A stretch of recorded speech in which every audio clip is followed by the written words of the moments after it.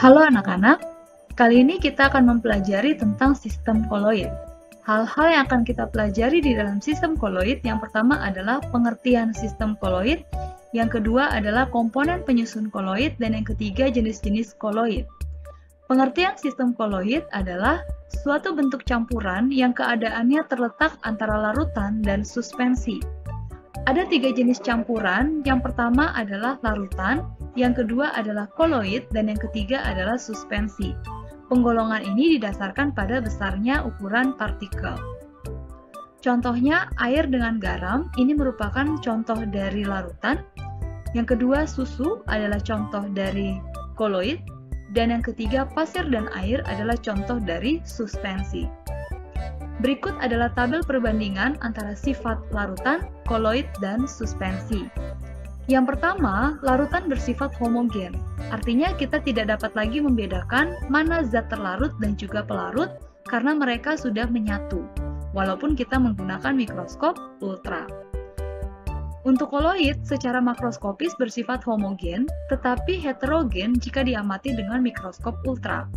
Sedangkan suspensi bersifat heterogen. Artinya, kita dapat dengan mudah membedakan mana zat terlarut dan juga pelarutnya. Untuk larutan, ukuran partikelnya kurang dari 1 nanometer. Untuk koloid, ukuran partikelnya berada di antara 1 nanometer sampai 100 nanometer, sedangkan suspensi ukuran partikelnya lebih besar dari 100 nanometer. Dilihat dari fase, larutan itu memiliki satu fase, koloid memiliki dua fase, begitu juga dengan suspensi memiliki dua fase. Dari sisi kestabilan, larutan bersifat stabil.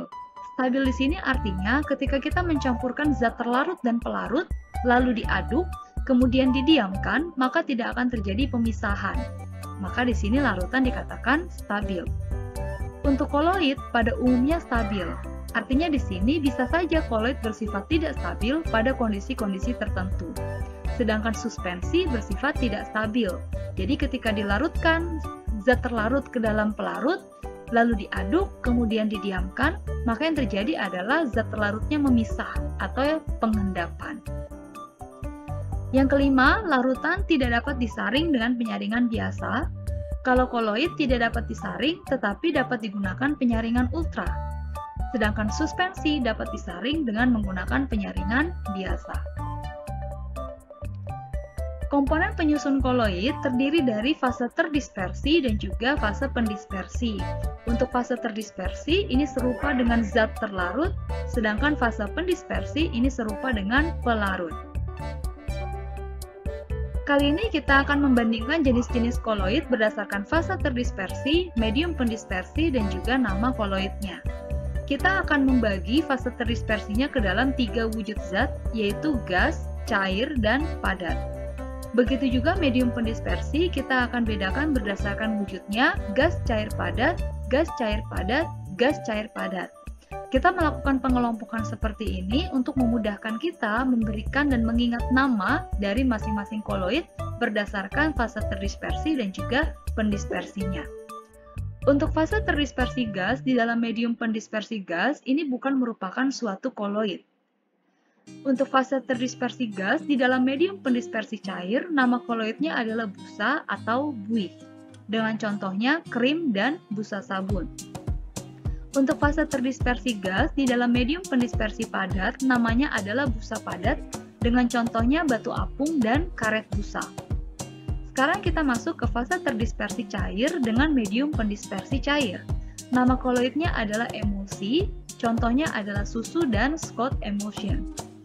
Untuk fase terdispersi cair dalam medium pendispersi padat, nama koloidnya adalah emulsi padat, contohnya keju dan mentega. Sekarang kita masuk ke fase terdispersi padat dalam medium pendispersi cair. Nama koloidnya adalah sol dengan contohnya cat, kanji, dan tinta. Untuk fase terdispersi padat di dalam medium pendispersi padat, nama koloidnya adalah sol padat, dengan contohnya intan, kaca berwarna, dan paduan logam atau alloy. Sekarang kita masuk ke yang medium pendispersinya gas. Jika fase terdispersinya cair dalam medium pendispersi gas, nama koloidnya adalah aerosol cair, dengan contohnya kabut dan awan. Untuk fase terdispersi padat dan medium pendispersi gas, nama koloidnya adalah aerosol padat dengan contohnya asap dan debu. Perlu anak-anak ingat bahwa medium pendispersi itu adalah fase yang bisa kita lihat atau kita amati dengan mata. Sedangkan fase terdispersi itu adalah fase yang ada di dalam atau tidak terlihat dengan mata. Berikut kita masuk ke sifat-sifat koloid. Sifat-sifat koloid yang akan kita pelajari adalah efek Tyndall, gerak Brown, adsorpsi, dan koagulasi. Yang pertama, efek Tyndall. Efek Tyndall adalah efek penghamburan cahaya oleh partikel koloid sehingga tampak lintasan berkas sinar tersebut. Di sini ada larutan, koloid, dan suspensi yang disinari oleh cahaya dari lampu senter. Dalam larutan, kita tidak dapat melihat berkas jalannya sinar dari lampu senter. Pada koloid, kita bisa melihat ada berkas jalannya sinar, begitu juga dalam suspensi. Kita bisa melihat berkas jalannya sinar. Kenapa di dalam koloid dan juga suspensi dapat terlihat berkas jalannya sinar? Karena ukuran partikel koloid dan suspensi itu cukup besar untuk menghamburkan sinar yang melewatinya. Sedangkan larutan, ukuran partikelnya sangat kecil, sehingga tidak dapat menghamburkan sinar yang melewatinya. Jadi berkas cahaya diteruskan saja, sehingga jejaknya tidak terlihat ketika melewati larutan. Aplikasi dari efek Tyndall di dalam kehidupan sehari-hari adalah yang pertama, sorot lampu mobil pada malam yang berkabut. Yang kedua, sorot lampu proyektor dalam gedung bioskop yang berasap atau berdebu. Dan yang ketiga, berkas sinar matahari melalui celah daun pohon-pohon pada pagi hari yang berkabut.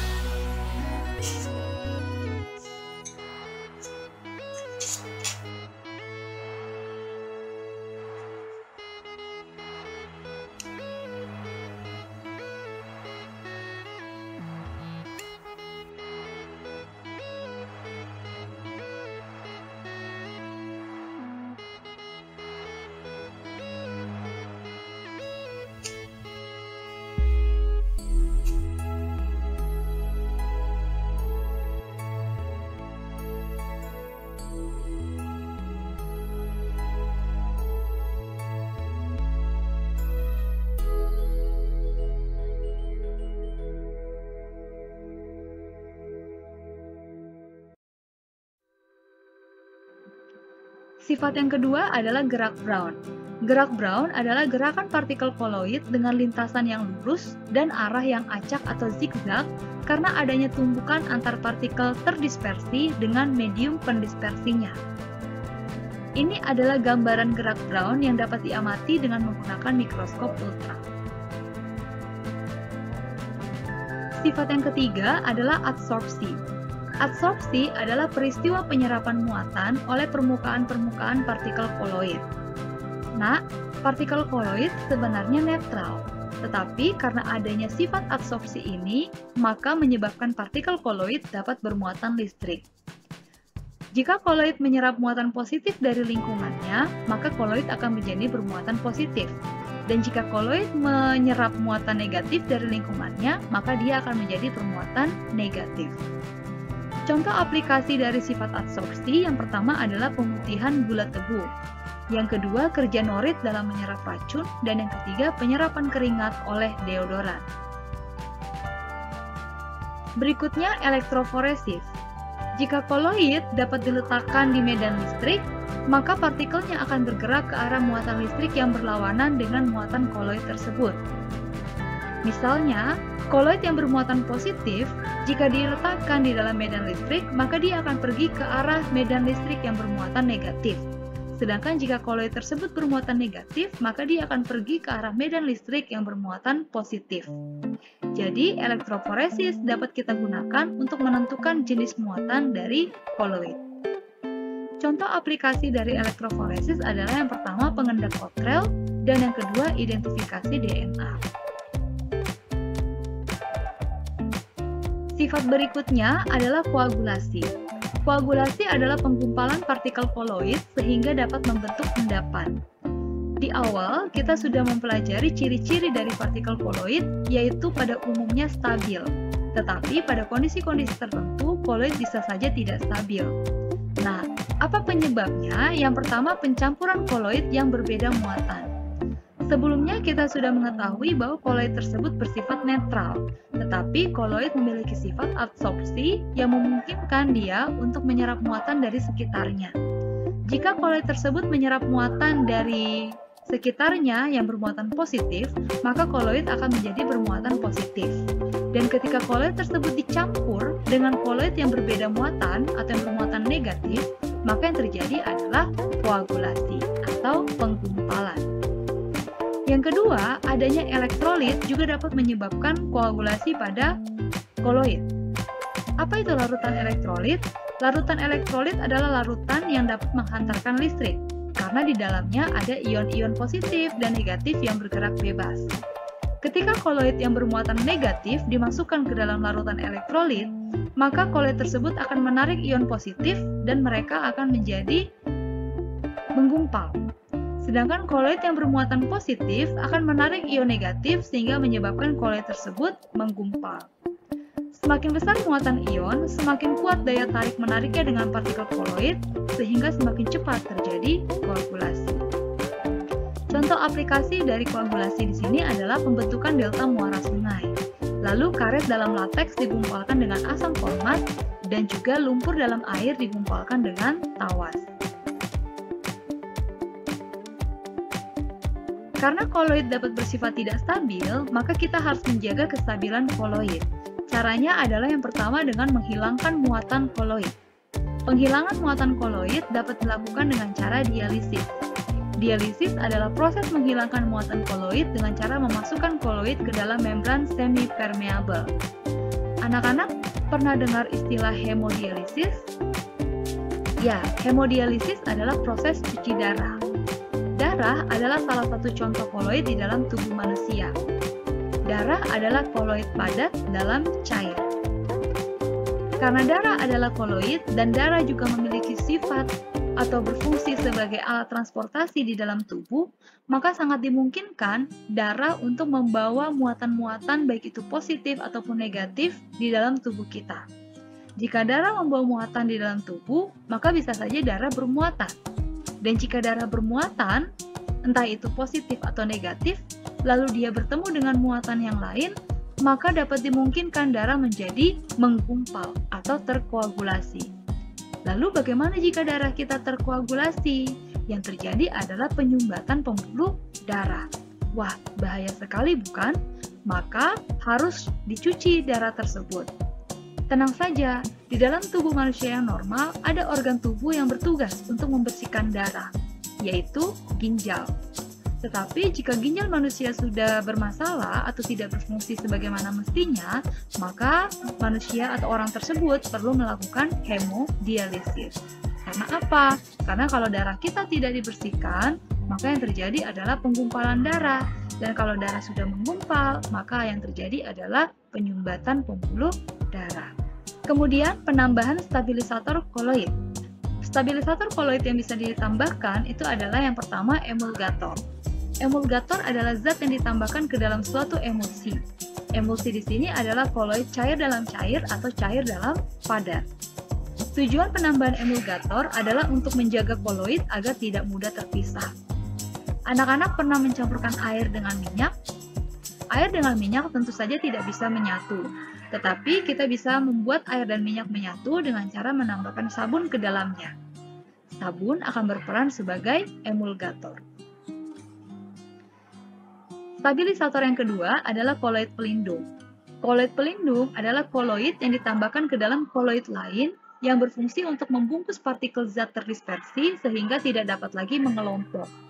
Contoh dari koloid pelindung adalah penambahan gelatin ke dalam es krim.